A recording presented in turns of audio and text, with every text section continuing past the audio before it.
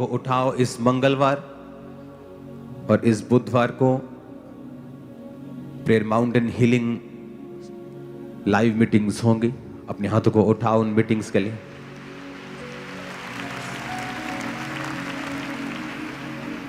और जो आपने कार्ड भरे थे प्रेयर माउंटेन के लिए वो सब खत्म, उन लोगों को कंप्लीट कर दिया है। अब चर्च के जो मेंबर्स हैं जिनके कार्ड बने हुए हैं वो मंगलवार को ज्वाइन करेंगे प्रेयर माउंटेन और बुधवार को इवेंजलिज्म पार्टनरशिप वाले ज्वाइन करेंगे।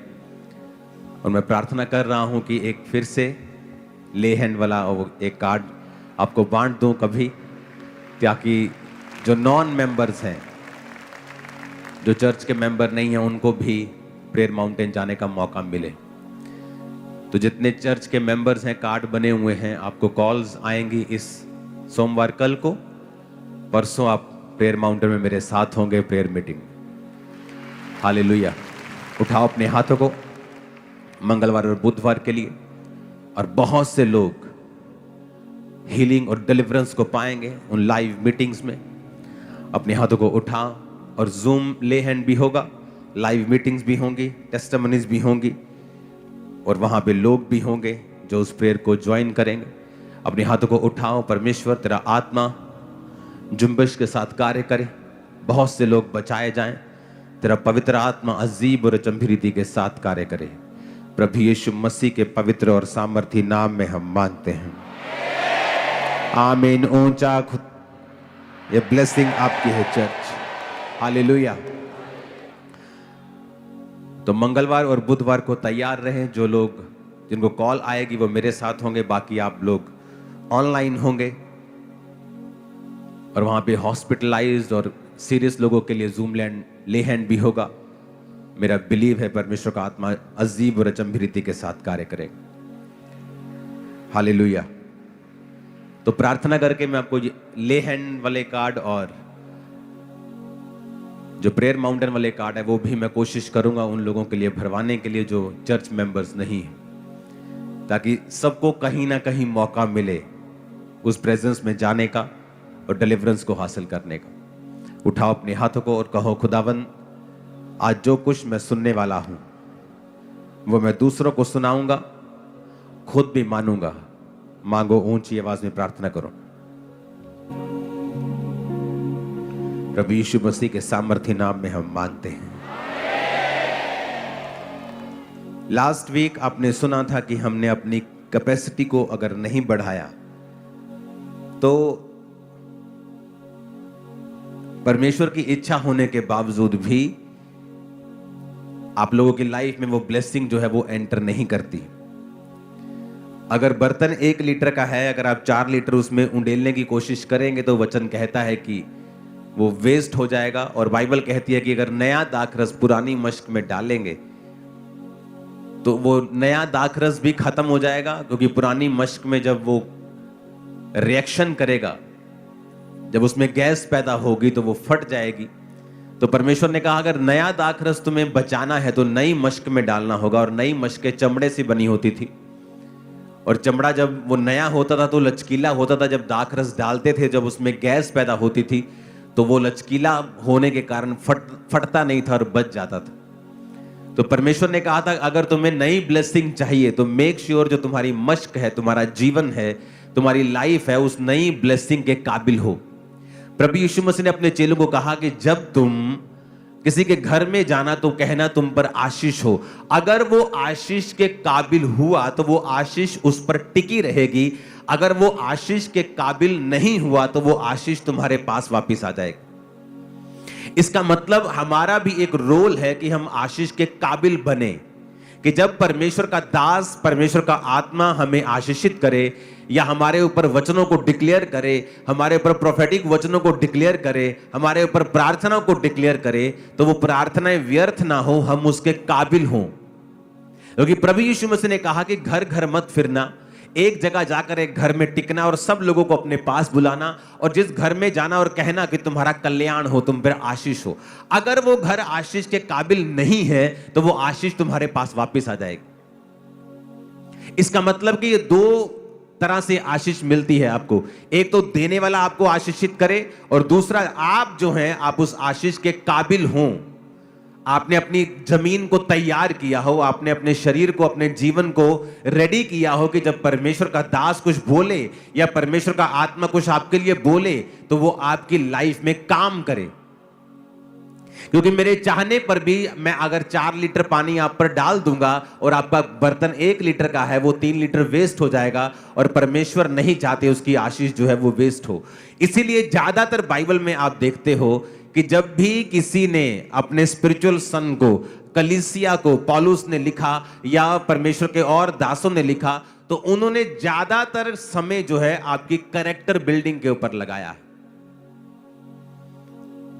जब पौलुस ने मिथियुस को लिख रहा था तो उसने सारा कुछ उसकी कैरेक्टर की, उसके चरित्र की बिल्डिंग कैसे हो उस पर लगाया, क्योंकि परमेश्वर का दास ये जानता था कि अगर तुम्हारा जीवन इस काबिल होगा तो परमेश्वर की आशीष तुम पर आएगी भी और टिकेगी भी। अपने पड़ोसी को बोलो, परमेश्वर की आशीष तुम पर आएगी भी और टिकेगी भी। ऊंची आवाज में कहो अपने पड़ोसी को, और टिकेगी भी। आमीन। तो हमें ये मेक श्योर करना पड़ेगा कि परमेश्वर की आशीष हम पर आए और टिके। इसके लिए मुझे क्या करना पड़ेगा? मुझे अपने जीवन को चेक करना पड़ेगा, सेल्फ चेकिंग करनी पड़ेगी अपनी, कि क्या परमेश्वर की आशीष जब मुझ पे आएगी क्या वो टिकी रहेगी या वो चली जाएगी। 12 पॉइंट्स में आपसे बात करनी, 4 पॉइंट आपने सुन लिए थे। नम्रता और पश्चाताप, fellowship and serve each other, उदारपन और भलापन, फास्टिंग और सेल्फ डिनायल, ये आपने सुन लिया था। आज हम 5वें पॉइंट की बात करेंगे।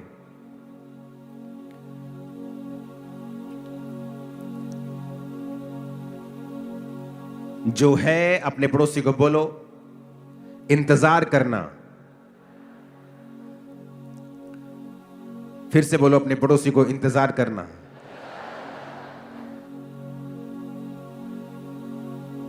भजन संहिता 46 उसकी 10 आयत को हम पढ़ेंगे।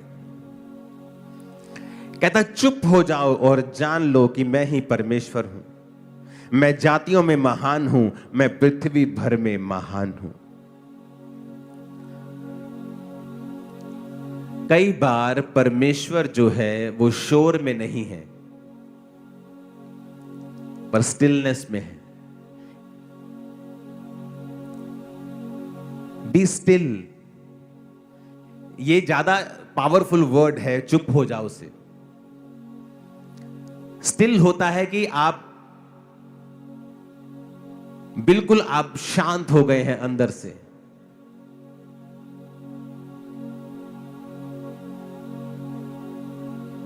कई बार आप अपनी जिंदगी में इतने ज्यादा परफॉर्मेंस ओरिएंटेड हैं कि आपको हर वक्त परफॉर्मेंस देनी है परमेश्वर में। आज मैंने 6 घंटे प्रार्थना की, आज मैंने इतने रोजे रखे और ऊंची ऊंची प्रार्थना। कई बार परमेश्वर, वो ठीक है सब कुछ, लेकिन मैं आपको नेक्स्ट लेवल सिखा रहा हूं।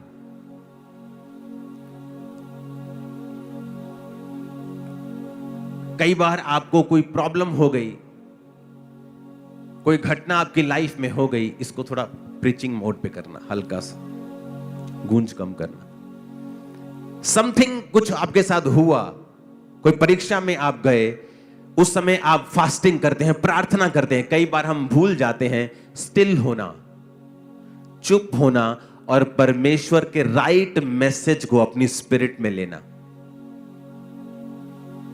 मैं जो आपको बातें बता रहा हूं ये प्रैक्टिकल हैं और डीप हैं जो मैं आपको बता रहा हूं। सम टाइम आपकी लाइफ में एक परीक्षा एंटर करती है, आप बोलते ओह ये क्या हो गया। आप उसके लिए प्रार्थना करते हैं, आप उसके लिए दवाई खाते हैं, आप उसके लिए फाइनेंस का कुछ करते हैं, आप उसके लिए प्रार्थना करते हैं, उपवास करते हैं, आप बेचैन हो जाते हैं। सम टाइम आपको स्टिल होना होता है और आपको परमेश्वर से प्रार्थना करनी होती है कि मैं इस सिचुएशन में क्यों हूं। और कई बार आपकी प्रार्थना के शोर में परमेश्वर आपसे बात नहीं कर पाता, या जब आप ये मैं स्पिरिचुअल बात कर रहा हूं, मैं आवाज की बात नहीं कर रहा हूं, मैं शोर की बात नहीं कर रहा हूं, मैं समथिंग आपको स्पिरिचुअल सिखा रहा हूं। आपको समझने के लिए भी आज 2 दिमाग लगेंगे। सम टाइम आपको बैठना होता है और स्टिल हो जाना होता है। आप ध्यान हटा दो, आपको कहां पेन हो रही है, कहां आपके फाइनेंशियल प्रॉब्लम है, कहां आपका पति, आपका बेटा आपको तंग कर रहा है। वो सारी बेचैनियां, वो सारी उधेड़ बुन, वो सारी बेचैनी, सारा हिलाने वाला सिस्टम, वो सब उनको त्याग कर आपको जस्ट प्रार्थना में स्टिल होकर बैठना होता है और जस्ट पवित्र आत्मा को कहना होता है कि आप मुझे इस सिचुएशन में क्या मैसेज देना चाहते हैं। आप हैरान हो जाएंगे जब परमेश्वर का आत्मा उस सिचुएशन में आपसे बात करेगा और आप उसको फॉलो करेंगे। आप अपने आप को नेक्स्ट लेवल पे देखेंगे जो आपने पहले कभी नहीं देखा। पर ये बात सारी मैं आपको प्रैक्टिकल थोड़ा बता रहा हूं, इसको समझाना भी मुश्किल है थोड़ा सा। आप कई बार इतने बेचैन होते हैं प्रार्थना में और आप अपनी लाइफ की इन चीजों में कि आप भूल जाते हैं कि आपको परमेश्वर कई बार स्टिल जब आप होते हैं, जब आप काम होते हैं,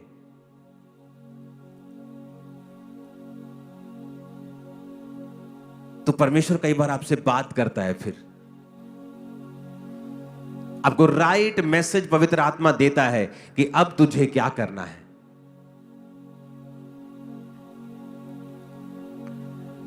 मैं नहीं जानता आपको समझ आ रही है कि नहीं, थोड़ा थोड़ा आ रहा है कि स्टिल होना, शांत होना, जो यहोवा की बाट जोहते हैं वो नया बल प्राप्त करते जाएं। यशाया 40 उसकी 31 आयत। यहोवा की बाट जोहने का मतलब है कई बार आपको लगता है कि परमेश्वर लेट है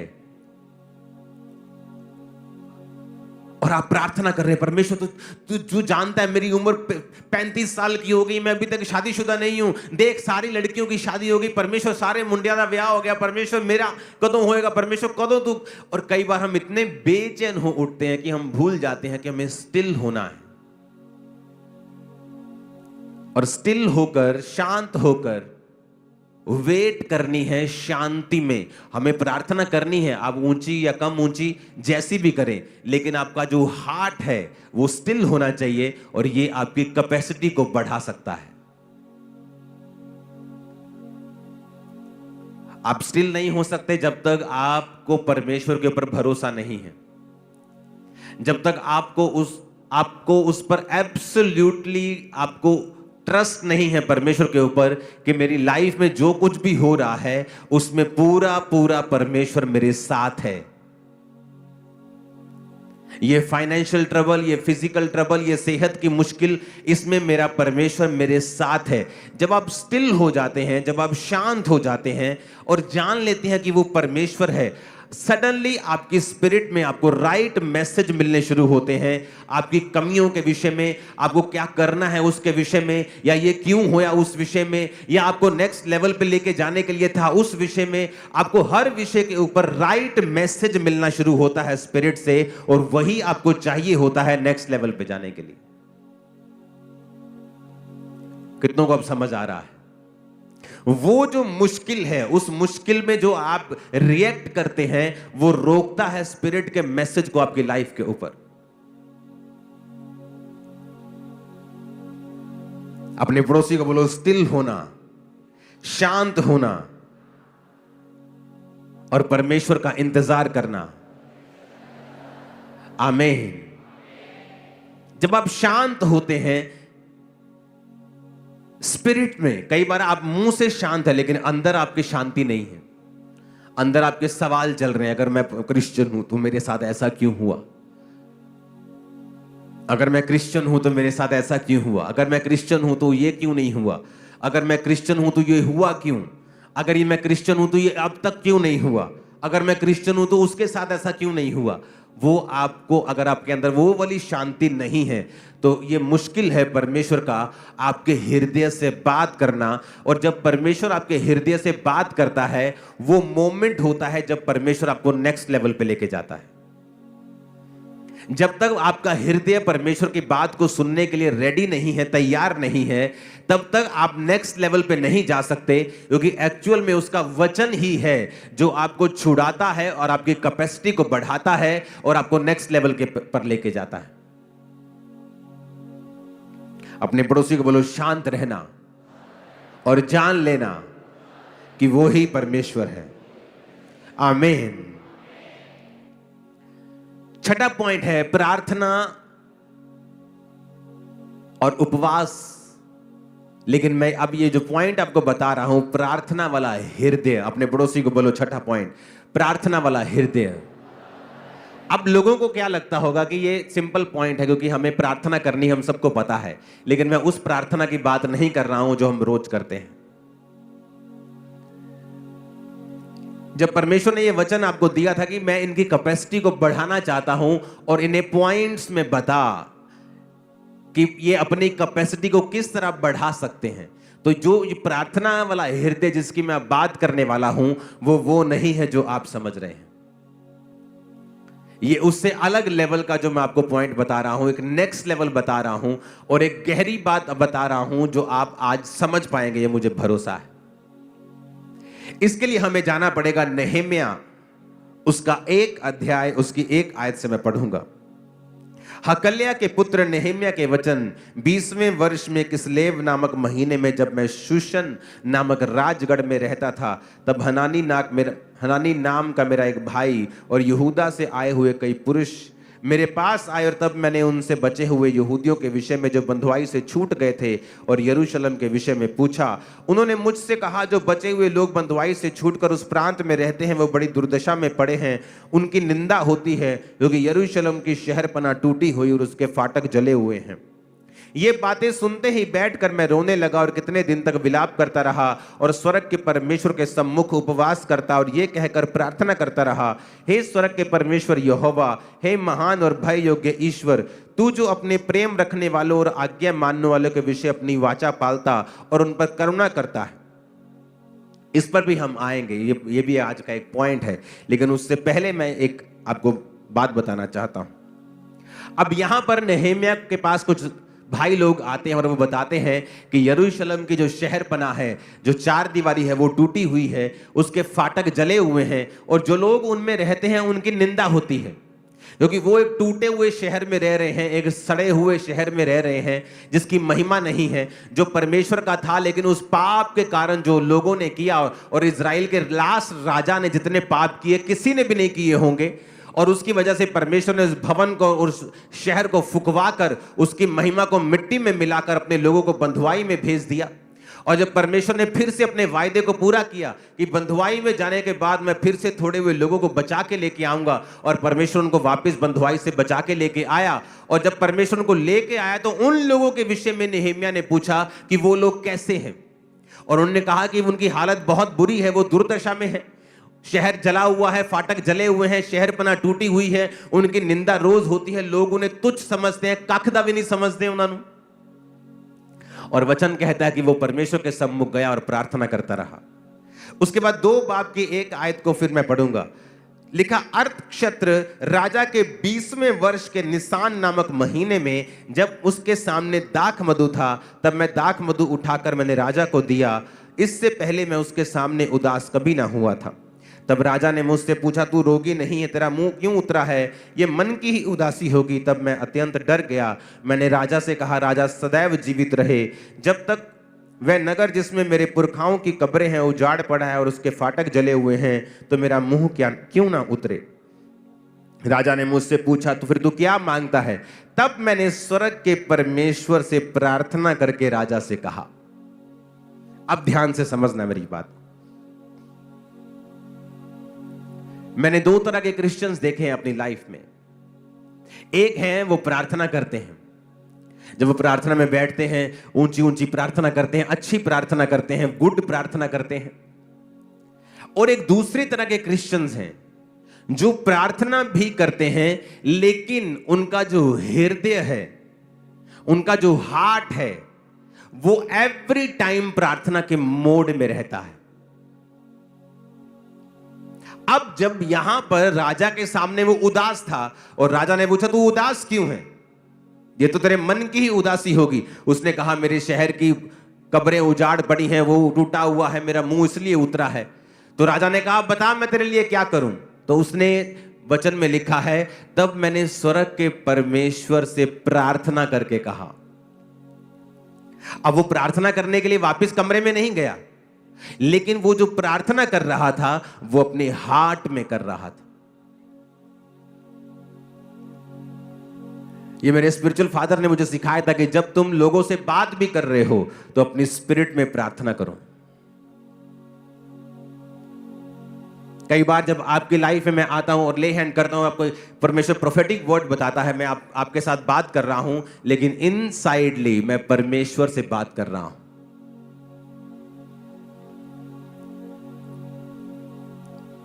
एक पास्टर जिसकी सेवकाई से डॉक्यूमेंटेड मुर्दे चंगे हुए और जी उठे, उसको जब किसी ने पूछा आप कितनी प्रार्थना करते हैं, उसने कहा मैं हर वक्त प्रार्थना करता हूं। अब ये दो तरह के लोग इसमें भी होंगे। एक होंगे जो बोलेंगे नहीं मैं बैठ के प्रार्थना नहीं करता हूं, मैं चलता फिरता प्रार्थना करता हूं, परमेश्वर को हर वक्त याद रखता हूं। वो उस तरह की प्रार्थना नहीं है जिसकी मैं बात कर रहा हूं। जिस प्रेयर वाले हार्ट की मैं बात कर रहा हूं, उस लेवल तक आप कभी नहीं पहुंच सकते जब तक आप रोज 3-4 घंटे प्रार्थना नहीं करेंगे मिनिमम। क्योंकि अगर आप कहेंगे मैं बैठ के प्रार्थना नहीं करता हूं, मैं चलता फिरता करता हूं, आप एक अलग लेवल पे हैं, आप छोटे लेवल पे हैं। लेकिन जिस लेवल की मैं बात कर रहा हूं, जब आप रोज परमेश्वर के साथ उसको अपना समय देते हैं, आप उसको अपना मुंह दिखाते हैं, आप प्रभु के सामने खड़े होते हैं, और जब आप प्रार्थना से उठकर फिर अपने कामों में चले जाते हैं, अपने बिजनेस में, अपनी जॉब में, अपने डेली अफेयर्स में चले जाते हैं, तब आपका जो हृदय है वो प्रेयरफुल होना चाहिए। मोस्टली लोग ये नहीं समझते हैं कि इससे इसे इंटीमेसी कहते हैं, परमेश्वर के साथ हर वक्त प्रभु के साथ जुड़े रहना।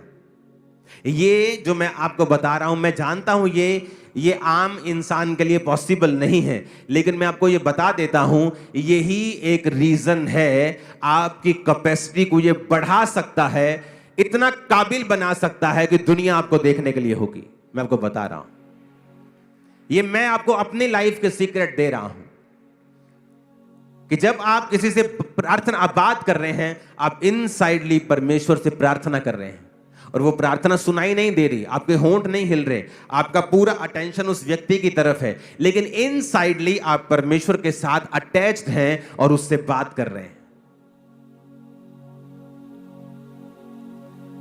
आप समझ पा रहे हैं कि नहीं? आप किसी से बात कर रहे हैं, लेकिन इनसाइडली आप प्रभु के साथ भी पूरे कनेक्शन में हैं उस समय। और ये चीज की प्रैक्टिस, ये चीज का अभ्यास आपकी लाइफ की जो कैपेसिटी है, अगर आपका बर्तन आज 100 लीटर का हो जाए, परमेश्वर कभी उसमें 50 नहीं रखेगा, वो 100 का 100 आपको देगा। और जो बातें मैं आपसे कर रहा हूं, ये आपको 1 से 4 नहीं है, 1 से 100 कर देगा। सडनली आपके बिजनेस के विषय में आपको आइडियाज आने लगेंगे, आपकी सेवकाई के विषय में परमेश्वर आपसे बात करने लगेगा, आपकी फैमिली के विषय में वो आपसे बात करने लगेगा। सडनली आपकी लाइफ में ऐसे ऐसे मोड़ आने स्टार्ट होंगे, आप समझ जाएंगे कि हाँ, परमेश्वर मेरी कैपेसिटी को बढ़ा रहा है, क्योंकि आपकी इंस्ट्रक्शंस, परमेश्वर की इंस्ट्रक्शंस आपके लिए, आपके जीवन के कदम, आपके नेक्स्ट कदम आपके चेंज होंगे, और आपको मालूम होगा कि बदलाव मेरी लाइफ में आ रहा है। आमीन। कहता जब राजा ने मुझसे कहा बता तुझे क्या चाहिए, कहता मैंने स्वर्ग के परमेश्वर से प्रार्थना करके कहा। कहां? अंदर। लोगों को लगता है कि ओके मुझे एक जगह खरीदनी है, ओके बैंक में बैलेंस है सीए साहब, हाँ हाँ बैलेंस है, ओके मैं जाता हूं जगह खरीदता हूं, और सडनली वो क्या देखते हैं, अपने आप को ट्रबल में फंसा हुआ। चाहे आपके पास पैसा है, चाहे वो जगह तैयार है जो आपने लेनी है, लेकिन उससे पहले आपको प्रार्थना करनी है। आपके पास पैसा है, आप ऑपरेशन करवाने के लिए चले जाते हैं, लेकिन उससे पहले आपको प्रार्थना करनी है। जो प्रेयर हार्ट है, एक तो प्रार्थना करना रोज, वो तो आपने करनी, वो तो मैं आपको इतने सालों से वचन दे रहा हूं, लेकिन आज मैं आपको कह रहा हूं कि उस प्रार्थना के बाद अपना हार्ट जो है वो प्रेयर में कनेक्टेड रखना है परमेश्वर के संग। अब आप रास्ते में जा रहे हैं, आप बस में बैठे हैं, आप क्या करेंगे बस में बैठ के? जो रील्स हम देखते हैं वो हमारा टाइम वेस्ट करती हैं, लेकिन जो कनेक्शन हम परमेश्वर के साथ बिल्ड करेंगे वो हमारा फ्यूचर ही नहीं, हमारी जनरेशन के फ्यूचर को भी बिल्ड करता है। अब क्या देखना है? रील्स देखना है कि हमें अंदर से कनेक्टेड रहना है परमेश्वर के संग? जो प्रार्थना वाला हृदय जिसकी मैं बात कर रहा हूं,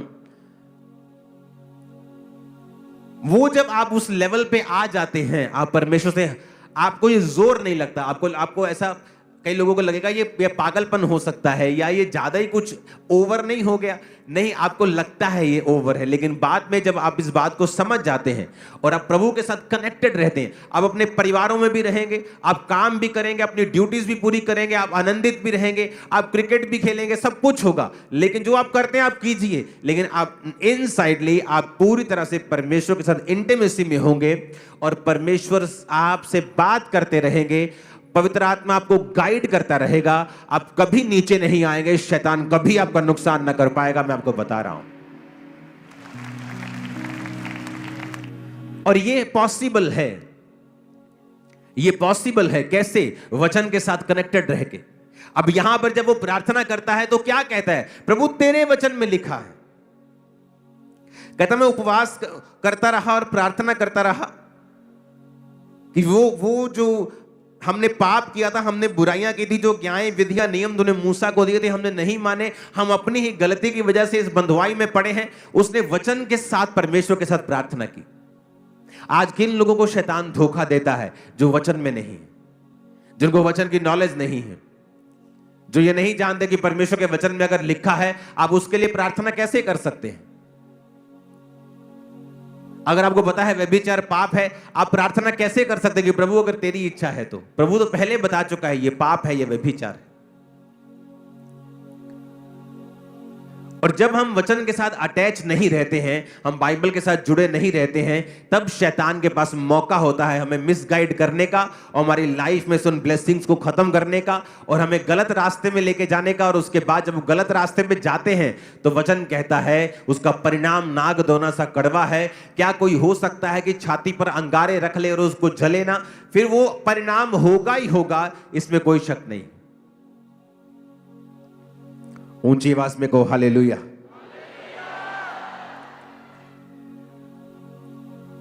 इसीलिए स्टिल रहना, शांत रहना, अपने स्पिरिट को अंदर से शांत रखना और अपना ध्यान परमेश्वर की ओर लगाना। और दूसरा, प्रार्थना वाली स्पिरिट और हृदय रखना। वो प्रार्थना वाला हृदय जो परमेश्वर के साथ कनेक्टेड हो और परमेश्वर के साथ जुड़ा हुआ हो। हालेलुया।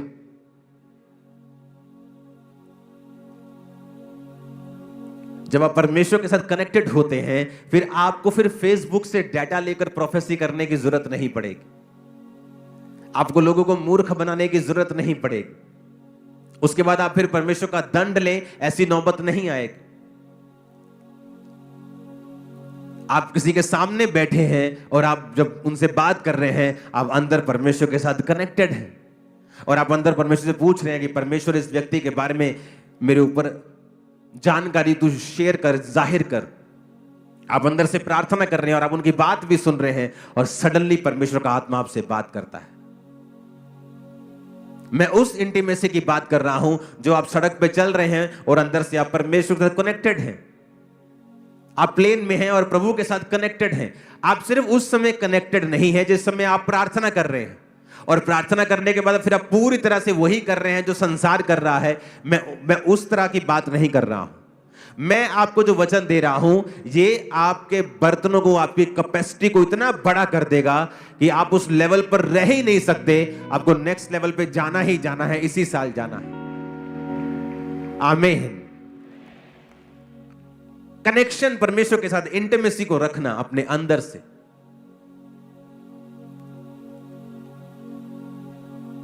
हालेलुया। और ये लेवल तभी पॉसिबल है जब आप रेगुलर प्रेयर करने वाले हैं। खुदा ने कहा जब तू प्रार्थना करे तो जा और अपने द्वार को बंद करके कुंडी लगाकर प्रार्थना कर, तेरा पिता जो गुप्त में देखता है तुझे प्रार्थना का उत्तर देगा। जब तू उपवास करे तो जा और अपने सिर को तेल मल के अपने मुंह को धो कि तेरा मुंह उतरा हुआ ना हो, ताकि तेरा पिता तुझे गुप्त में उपवासी जाने। जो तू गुप्त में करेगा तेरा पिता उसे उसका फल देगा। जब तू दान करे, उन्हें कहीं नहीं कहा अगर तू दान करे, अगर तू उपवास करे, अगर तू प्रार्थना करे। उसने कहा जब, यानी प्रार्थना करना, प्रार्थना का हृदय रखना। और सातवां है जो कुछ भी करना उसे गुप्त में करना। बाइबल कहती है जब प्रेरितों के काम की कलीसिया शुरू हुई, 120 लोगों के ऊपर जब पवित्र आत्मा उतरा और परमेश्वर का वचन पूरा हुआ कि जब तक प्रतिज्ञा पूरी ना हो, पवित्र आत्मा ना उतरे, तब तक यरूशलेम में मेरी बाट जोहना। जब पवित्र आत्मा उतर गया, गैर भाषा उतरी, तो तब कलीसिया की शुरुआत हो गई।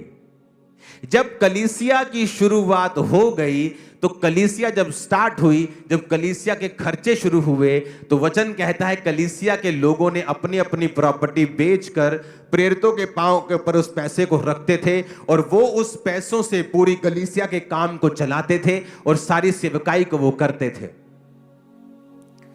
आज जब भी शैतान आपकी आशीष को खाना चाहेगा, वो आपको एक ऐसा दान वाला बना देगा, दान करता बना देगा, जिसे पूरी दुनिया इंटरनेट के ऊपर जानती है। और ये इसलिए है क्योंकि शैतान आपकी आशीष को खाना चाहता है। मेरी टीम को मुझे कहते 15 साल हो चुके हैं कि आप जो कुछ करते हो हमने ऐसा कहीं नहीं देखा है, आप इसे दिखाया करो। और मैं कभी नहीं दिखाता हूं। आपने जो चैरिटी के काम मेरे देखे हैं इंटरनेट के ऊपर, जो हम दिखाते हैं, वो हमारा 1% भी नहीं है, 1%। और सिर्फ इस मकसद के लिए है कि जो 2300 से 2500 मेंटरशिप के अंडर पास्टर्स हैं, जो लाखों कलीसिया हैं, दूसरे कितने देश है जो यहां नहीं आ सकते, वो हमें देखें और अपनी कलीसिया में उसी तरह से फॉलो करें। जब भी शैतान आपको देखता है कि आप अच्छे हैं, वो मेक श्योर करेगा कि आप कहीं ना कहीं से वचन को ब्रेक करें, ताकि आप पूरी आशीष परमेश्वर से ना ले सकें। क्यों एक सिस्टम बनाया गया कि अब ऐसा भी तो हो सकता है कि प्रेरित कहते हैं कि ठीक है भाई, तुमने अपना घर बेचा, ये 10 लोगों की घर की किस्त जानी है, ये 4 लोगों का राशन जाना है, तुम ऐसा करो, इनको दे दो। उनको आमने सामने नहीं करवाया। चर्च किस लिए? क्योंकि जब आप चर्च में, मैं भी चर्च में बोता हूं, आपका चर्च ये होगा, मेरा अलग होगा। मैं अपना टाइल्स जब बोता हूं, वो किसके बेहतरी में यूज हुआ है, अगर उसको ये पता है फिर तो मेरी महिमा हो गई। पर जब आप चर्च में बोते हैं, आपको नहीं पता आज आपका टाइट किसी वीडियो के लिए जा रहा है, क्योंकि आप जानते हो इस चर्च में आप जब बोते हो तो मैं तनख्वाह में नहीं हूं, आपका पैसा मेरे पास नहीं आता है। आपकी ऑफरिंग को देखे मुझे सालों हो गए हैं, सालों, ईयर्स।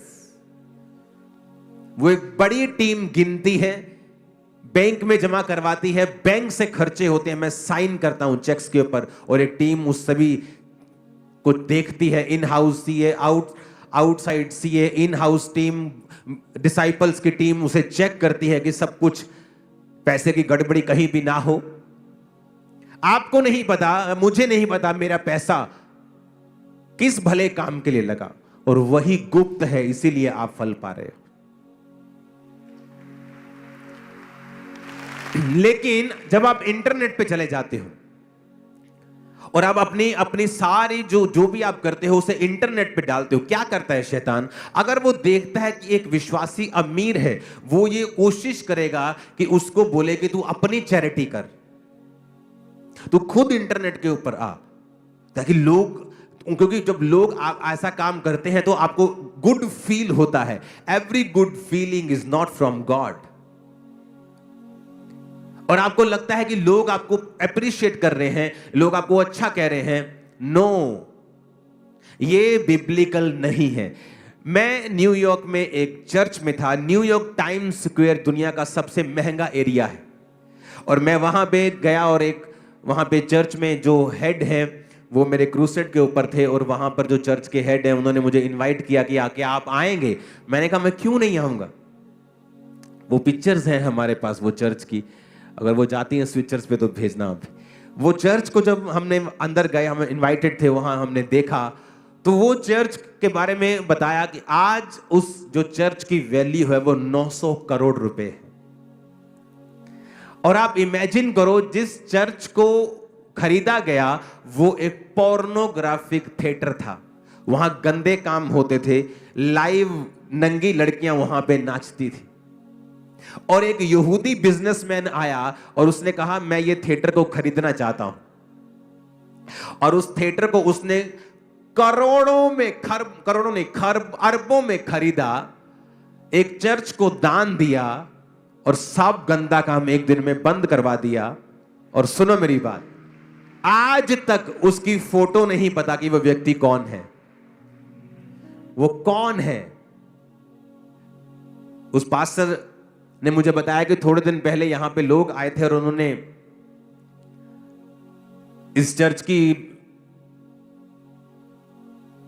वैल्यू को बताया कि हम आपको 800-900 करोड़ रुपए देने के लिए तैयार हैं। 900 करोड़, आप इस चर्च को छोड़ दो।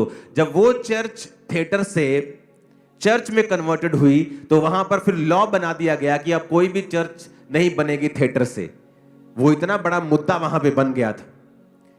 वो आज टाइम्स स्क्वायर की ओनली चर्च है जो हर टाइम ओवर भरी रहती है, क्योंकि टाइम्स स्क्वायर में हर जगह जाने के लिए आपको डॉलर्स लगते हैं आपको, लेकिन वो चर्च फ्री सर्विस, जब कहती है फ्री सर्विस, लोग बहुत आते हैं वहां चर्च में वचन को सुनने के लिए। कितने मेरी बात को समझ रहे हैं? और आज तक उसका डोनर कौन है किसी को पता नहीं, कहीं उसकी फोटो नहीं लगी। लेकिन हमें चाहिए होता है अगर हमने 50,000 रुपए दिया, पत्थर पे नाम लिख के हमारा चर्च में लग जाए।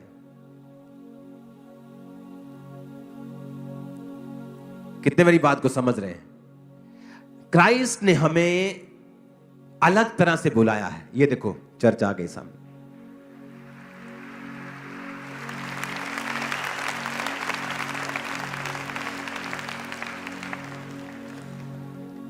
क्या सुंदर चर्च है, देखा आपने?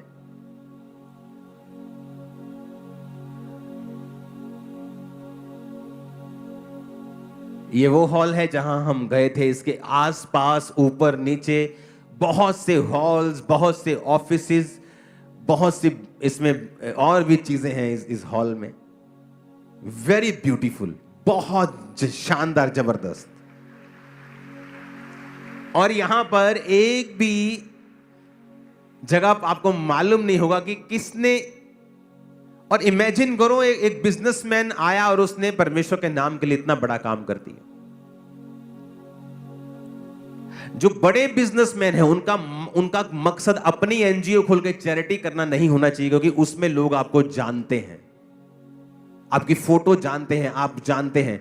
इसलिए परमेश्वर ने चर्च सिस्टम को बनाया कि जब आप चर्च में बोते हैं, लोग नहीं जानते हैं कि वो पैसा जिनकी मदद हो रही है, जो मेडिकल जिनके ट्रीटमेंट चल रहे हैं, यूनिवर्सिटीज की फीसेस जा रही हैं, बच्चों की स्कूल फीसेस जा रही हैं, जो अनाथ बच्चे भी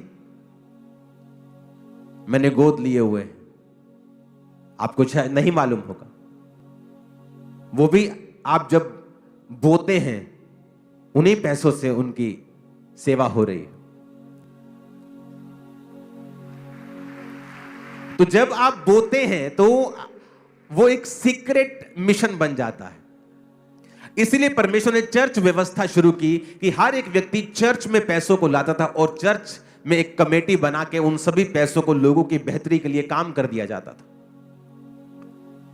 तो आज इस चीज से बच के रहना है। अगर आप फाइनेंशियली ब्लेस्ड हैं, मेक श्योर कि चर्च के बड़े से बड़े कामों के लिए आप आगे होने चाहिए। यह है परमेश्वर का एक्चुअल प्लान आप लोगों के लिए। यह है परमेश्वर का मास्टर प्लान आप लोगों के लिए। अगले महीने झारखंड में क्रूसेड है, बहुत बड़ा। तो जब क्रूसेड टीम मेरे पास है तो मैंने उनको बताया कि मैं इंडिया में मुझे 1000 इनविटेशंस हैं क्रूसेड्स के, 1000 से भी ज्यादा ही होंगे। लेकिन जब मैं नाम लेना चाहता हूं उन क्रूसेड्स का, जब मैं क्रूसेड पे गया तो लोगों की टिकटें बिकी। वहां पे जो फ्रंट पे बैठना चाहते हैं चेयर्स के ऊपर, उनकी टिकटें बिकी। और मैंने उस चीज का विरोध किया कि अगर आपने मुझे बुलाना है तो आप मुझे बेच नहीं सकते, आप गॉस्पेल को बेच नहीं सकते। इसलिए मैं हमेशा बहुत कम मैंने डेट्स दी हैं इंडिया की दूसरी स्टेट्स की क्रूसेड्स के लिए। लेकिन जब झारखंड की टीम आई तो मैंने उन्हें बताया कि मैं इस चीज से डरता हूं और इस चीज से मुझे घिन आती है कि जब ये चीजें होती हैं।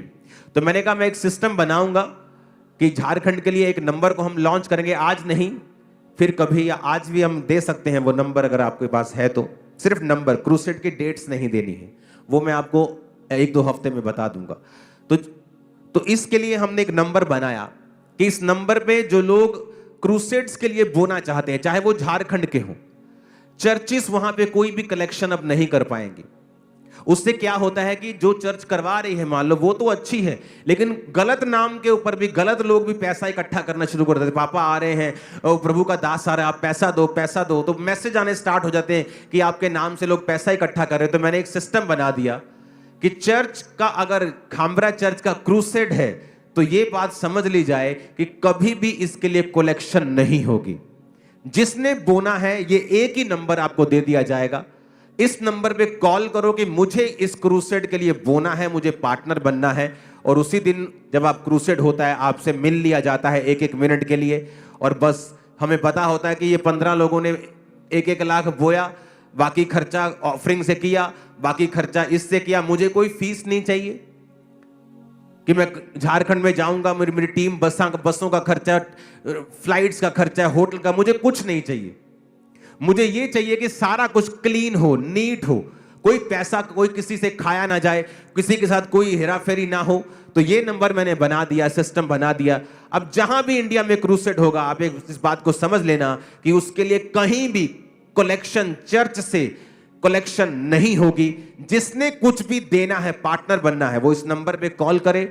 सारी दुनिया को पता होगा कि हाँ भाई इन लोगों ने बोया है, इसमें कोई भी हेरा फेरी का चांस खत्म हो गया, जीरो हो गया। खुदा ने रास्ते खोल दिए हैं।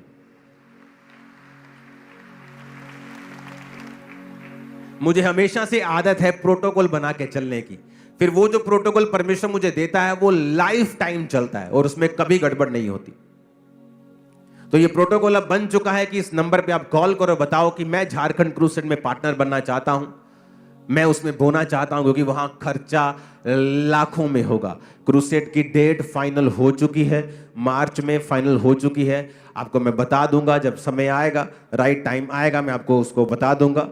तो ये नंबर नोट करके जब भी क्रूसेड होगा आपको ये नंबर पे कॉल करनी है कि मैं इस क्रूसेड के लिए जो मेरे एरिया में हो रहा है, अब पठानकोट में होगा या फिरोजपुर में होगा, यहाँ होगा, ईस्ट में होगा, जहां जहां भी क्रूसेड्स होंगे तो ये नंबर होगा। इसी नंबर पे आप पार्टनर बनेंगे। सबको पता होगा कि हाँ भी इसने इसी नंबर पे बोया है, कोई और कलेक्शन जो है नहीं है। इस नंबर के अलावा आपने कहीं और कलेक्शन में हिस्सा दिया है तो वो चर्च का हिस्सा नहीं है, ताकि कोई भी व्यक्ति चर्च के नाम पर किसी से धोखाधड़ी ना कर सके।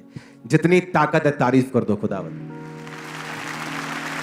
हालेलुया।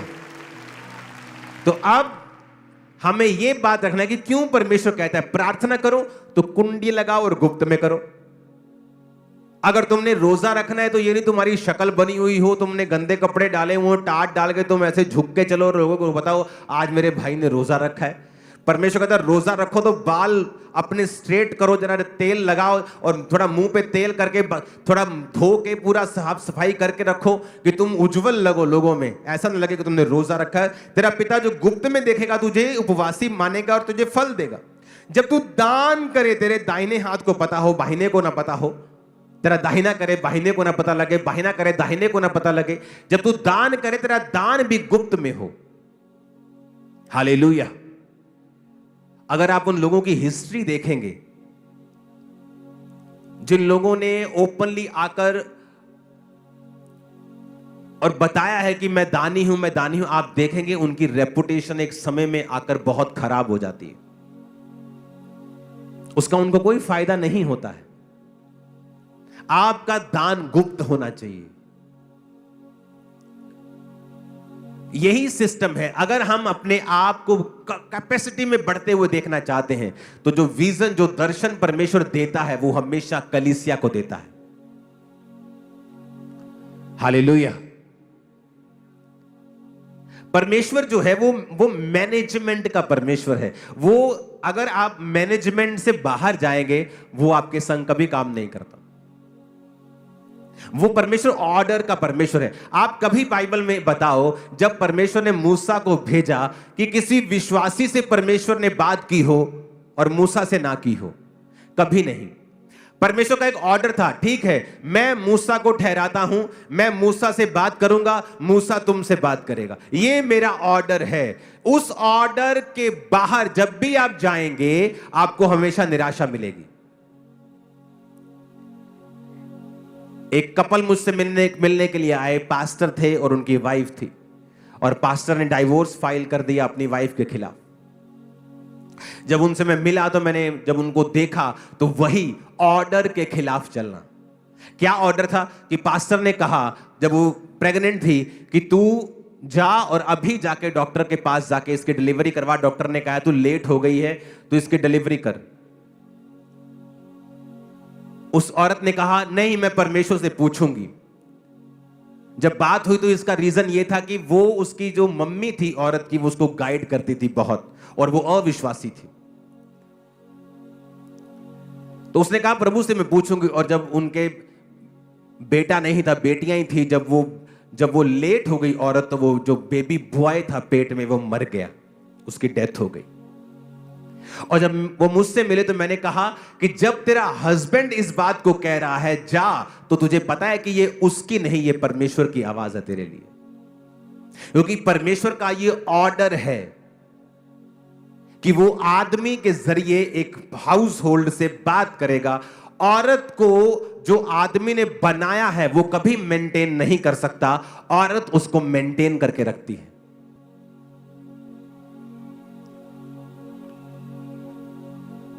मैंने कहा तब तुझे बोल दिया था, क्योंकि परमेश्वर मैनेजमेंट का परमेश्वर है, और दूसरा वो तेरा हस्बैंड है, तीसरा वो खुदा का दास भी है। और वहां पर जब वहां पे चीज ब्रेक हुई तो शैतान ने काम किया। तब मैंने उन्हें काउंसल करके भेजा, और मैं आशा करता हूं वो एक हो गए होंगे, जल्दी गवाही के लिए आएंगे। आमीन। शैतान चाहता है कि आप कहीं ना कहीं आप मैनेजमेंट के खिलाफ हो जाएं। मूसा ने एक औरत से शादी की और लोग उसके खिलाफ हो गए क्योंकि वो वचन के खिलाफ था, या दूसरी जाति की वो थी, या कुछ रीजन इसका हो सकता है। परमेश्वर ने कहा अगर मूसा ने गलती की, तुम्हें किसने ठहराया कि तुम मूसा की इंसल्ट करो? और मरियम कोड़ी हो गई। तब उनको समझ आया कि जो परमेश्वर ने ठहराया है आप उसका विरोध नहीं कर सकते, क्योंकि ये उसके मैनेजमेंट का, उसके सिस्टम का विरोध होगा। जब भी परमेश्वर आपको ब्लेस करता है वो आपको मैनेजमेंट के नीचे रखता है। बहुत से लोग हैं पुराने समय में जो मैनेजमेंट के खिलाफ चले और आज अपनी जिंदगी में फेलियर बन के बैठे हैं, कहीं नहीं पहुंचे। उनके बाद के आए बच्चे उनसे कहीं अधिक ब्लेस्ड हैं, कहीं अधिक अनॉइंटेड हैं। वो काबिल भी थे, समझते भी थे, लेकिन इसका मतलब यह नहीं है कि आप काबिल हैं तो आप बुद्धि वाले हैं तो आप परमेश्वर की ठहराई चीजों के खिलाफ चल पाएंगे। हालेलुया। हमें यह समझना होगा कि परमेश्वर ने एक मैनेजमेंट को ठहराया है, एक चर्च ठहराया है, और वो चर्च जो गॉस्पल सेविंग में है, जो सोल सेविंग में है, गॉस्पल गिविंग में है, जो काम कर रहा है, जो हर तरह की चैरिटी कर रहा है, हमें उस मैनेजमेंट के नीचे रहना है। पैसे के मामले में, सेवा के मामले में, प्रार्थना के मामले में, उपवास के मामले में, हर तरह से। और जैसे ही आप ये करना शुरू करेंगे, आपकी कैपेसिटी को वो बढ़ाएगा। एक ऐसा आइडिया आपके दिमाग में आएगा जो पहले कभी ना आया होगा। आमीन ऊंचे वाला चाहिए चर्च। आई थिंक इस वचन को आपको दोबारा सुनना चाहिए एक बार घर जाके, क्योंकि ये वाकई परमेश्वर की ओर से है और आप अपनी लाइफ में अपनी कैपेसिटी को बढ़ा हुआ देखेंगे। जो मैं आपको दे रहा हूं ये परफेक्ट वर्ड है। अगर आप इसे फॉलो करेंगे तो बिना रिजल्ट के आप नहीं रह पाएंगे। आमीन। एक दिन एक पास्टर मुझसे मिलने के लिए आए दूर जगहों से, और जब मैंने उनको सारी चर्च की चीज से मिलने के लिए आए दूर जगहों से, और जब मैंने उनको सारी चर्च की चीजें दिखाई, इधर उधर जो पूरी तरह से हम फैले हुए थे, तो दिखाया, और प्रेयर माउंटेन, उसने कहा मैंने आपकी लाइफ में रिलैक्सेशन देखी है, इतना काम करने के बावजूद भी ये बहुत इम्पॉसिबल चीज मैं देख रहा हूं। कि कहीं क्रूसेड्स हो रहे हैं, कभी मीटिंग्स होने की, फॉरेन क्रूसेड्स हो रहे हैं, सब जगहों पे बात चल रही है, कंस्ट्रक्शंस हो रही हैं, काम हो रहे हैं, गॉस्पल हो रही है, सुसमाचार रोज 500-700 लोग रोज जा रहे हैं, लाखों लोगों को सुसमाचार दे रहे हैं, मीडिया के जरिए काम। लेकिन आप रिलैक्स कितने हैं? और मैं एक्टिंग नहीं कर रहा हूं, मैंने कहा मैं ऐसा ही हूं, अब मैं ऐसा हो गया हूं। आपकी कैपेसिटी को परमेश्वर बढ़ाते हैं जब आप ये वर्ड फॉलो करते हैं। आमीन।